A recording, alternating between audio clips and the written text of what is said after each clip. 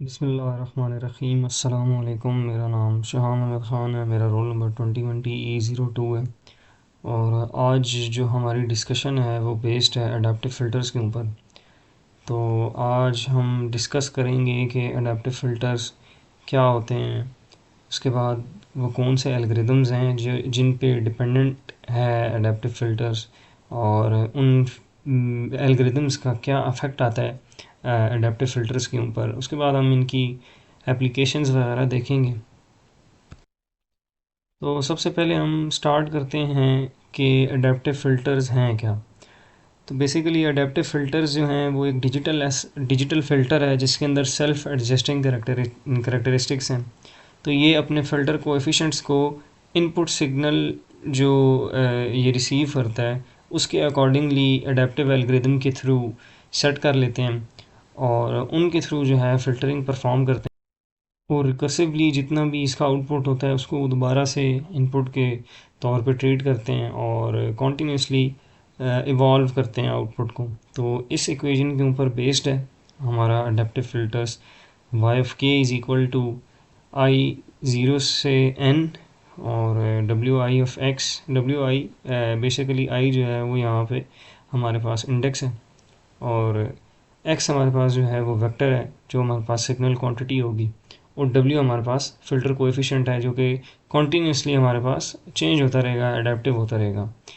तो उसके बाद हमारे पास एक एल्गोरिदम है उन तीन एल्गोरिदम्स में जिसको हम प्रोग्रेसिवली इन स्लाइड्स के आगे डिस्कस करेंगे, तो हमारी अंडरस्टैंडिंग जो है वो क्लियर हो जाएगी। तो सबसे पहले हम ये भी देखते हैं कि हमें अडेप्टिव फ़िल्टर्स की ज़रूरत क्यों पड़ी, और क्या ऐसी चीज़ है जो लैग करती थी पिछले ट्रेडिशनल फ़िल्टर्स में। तो जो ये हमारे पास अभी एक फ़िगर मौजूद है जिसके अंदर हमारे पास एक्स वाई एक्सिस पे स्पेक्ट्रम है और फ्रीक्वेंसी है हमारे पास एक्स एक्सिस पे। तो अगर हमारे पास सडनली एक नॉइज़ स्पाइक आ जाता है तो हम नॉच फ़िल्टर के थ्रू, अगर हम ट्रेडिशनल नॉच फ़िल्टर लगा रहे हैं या बैंड स्टॉप फ़िल्टर लगा रहे हैं, तो उसके थ्रू वो प्रोग्रेस थोड़ा सा आगे चला जाएगा और हमारे पास रोल ऑफ ज़्यादा हो जाएगा। बेसिकली ये हमारे पास रिक्वायर्ड नहीं है हमें। तो इनसे बचने के लिए या इनमें बेहतरी लाने के लिए हमने on the other hand adaptive filters की तरफ स्विच किया है।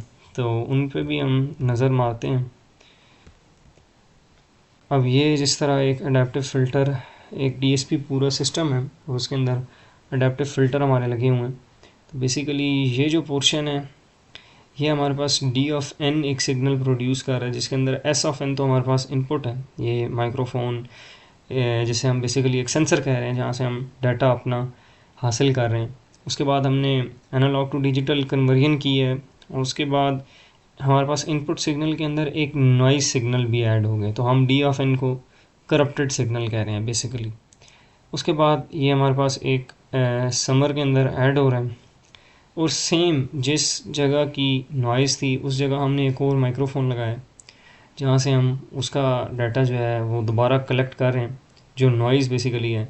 सिमिलर प्रोसेस हमने किया है एनालॉग टू डिजिटल कन्वर्जन का, और ये जो सिग्नल है ये हमारे पास एक्स ऑफ एन आ गया है इधर।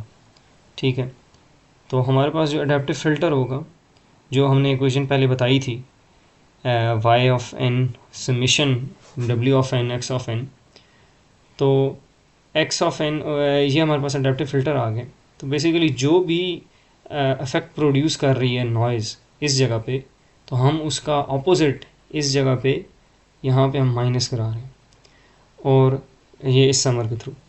तो जो भी हमारा आउटपुट होगा हम उसको continuously least mean square algorithm यहाँ पे हमने अप्लाई किया जिसको हम आगे डिटेल में देखते हैं। उसके थ्रू हम कॉन्टीन्यूसली इसके अंदर वेरी चेंजिंग लेके आ रहे हैं, और कॉन्टीन्यूसली हम कोशिश कर रहे हैं कि हमारा आउटपुट बेहतर से बेहतर हो।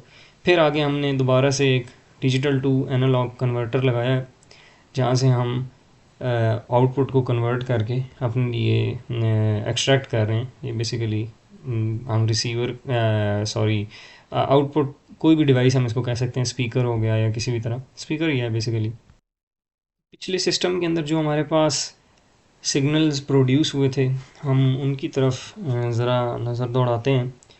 तो ये हमारे पास ओरिजिनल जो सिग्नल है बगैर नॉइज़ के जो हमने एक माइक्रोफोन से रिकॉर्ड किया है वो हमारे पास कुछ ऐसे आ गया एस ऑफ एन। तो ये एक प्योर साइन वेव है जिसके अंदर नॉइज़ का कोई नामो निशान नहीं है।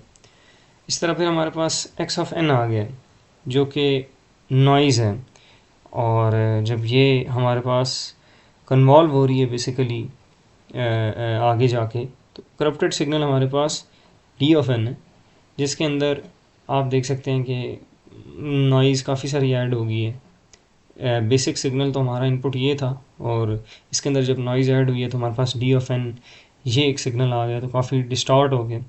इसके बाद इन्हेंस सिग्नल हमने कोई एम्पलीफायर लगाया जिसके थ्रू हमने इस सिग्नल को इन्हेंस कराया, और ताकि हम इसको बेहतर रिकवर कर सकें, और ये हमारे पास फ़िल्टर कोएफिशिएंट्स आ गए। तो बेसिकली जब हम इसको रिकवर करेंगे तो ये कुछ ऐसे ही ओरिजिनल जैसी ही आ जाएगा, क्योंकि इसके अलावा तो फिर हमारा मकसद नहीं बनता। तो ये बेसिक इसकी एक अडेप्टिव फ़िल्टर की वर्किंग है।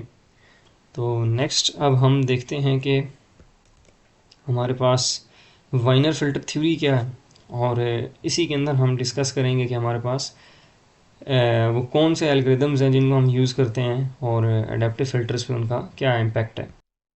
बेसिकली जो हमारे पास वाइनर फ़िल्टर है वो एक ऐसा फ़िल्टर है जो प्रोड्यूस करता है हमारे पास least mean square between the estimated and the desired signal. तो इनके दरमियान हमारी वैल्यूज़ आती हैं, और स्टेटिस्टिकल प्रॉपर्टीज़ पे ये बेस करता है। और हम इसके अंदर जो बेसिकली इसके की कॉन्सेप्ट्स हैं वो ये हैं कि ये मीन स्क्वेयर एरर है उसको मिनिमाइज़ करता है, और हम बेस करता है स्टैटिस्टिकल नॉलेज के ऊपर, और लीनियर प्रिडिक्शन के जो कॉन्सेप्ट है उसको यूटिलाइज़ करता है, प्रिडिक्ट करता है कि फ्यूचर वैल्यूज़ क्या होंगी based on the past values. और ये बहुत सारी डिजिटल सिग्नल प्रोसेसिंग की एप्लीकेशन के अंदर इस्तेमाल किया जाता है। तो इसके बाद हमारे पास स्टीपेस्ट डिसेंट एल्गोरिदम है, और उसको हम आगे देखते हैं। तो जो एल्गोरिदम्स हैं वो हमारे पास है steepest descent algorithm, least mean square algorithm, और रिकर्सिव लीस्ट स्क्वेयर एल्गोरिदम।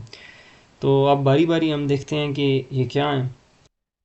तो जो हमारे पास स्टीपेस्ट डिसेंट एल्गोरिदम है ये एक आइटरेटिव मेथड है जिसको हम यूज़ करते हैं किसी भी फंक्शन का मिनिमम निकालने के लिए, और एडेप्टिव फ़िल्टरिंग के अंदर हम इसको यूज़ करते हैं, और ये मिनिमाइज़ करता है एरर को बाय अपडेटिंग फ़िल्टर कोएफिशिएंट्स।